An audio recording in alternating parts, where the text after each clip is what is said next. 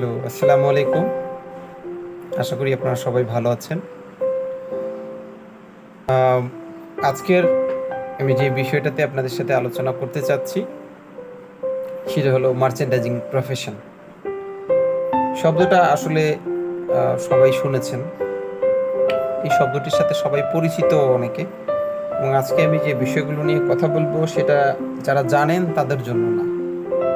যারা মার্চেন্ডাইজিং প্রফেশনটি সম্পর্কে জানেন না এবং আসতে আগ্রহী, এই ভিডিওটা শুধুমাত্র তাদের জন্য।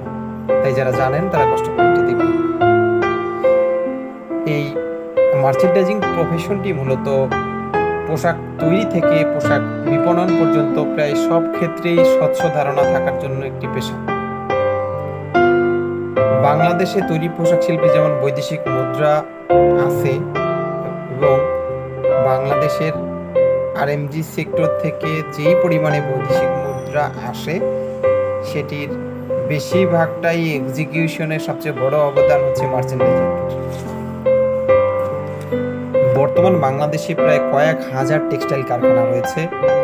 এছাড়াও কতগুলো আমাদের পরিসংখ্যান অনুযায়ী আছে, সেটা আপনি সার্চ করলে গুগলে অহরহ পেয়ে যাবেন। টেক্সটাইল কারখানা সহ 5,000-এরও বেশি পোশাক কারখানা রয়েছে বাংলাদেশে। এই পোশাক কারখানার পাশাপাশি আমাদের বাইং হাউস রয়েছে প্রায় 5,000+। এই সব ক্ষেত্রে মার্চেন্ডাইজিং পেশা হিসেবে আপনি কর্মসংস্থান করতে পারেন।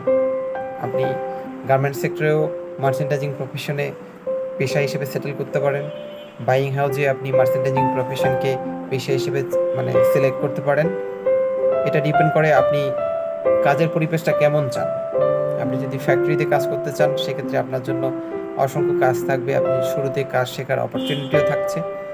আর আপনি যদি এই পেশাটিকে বাইং হাউসে সিলেক্ট করেন, যদি কর্মসংস্থান করতে চান, এছাড়া অনেক ফ্যাশন হাউস রয়েছে, সেখানেও করতে চান, সেটা আপনার নিজস্ব মর্জির উপরে, আপনার দক্ষতা, আপনার যোগ্যতা অনুযায়ী যেখানে আপনি স্যুট করেন সেটার উপর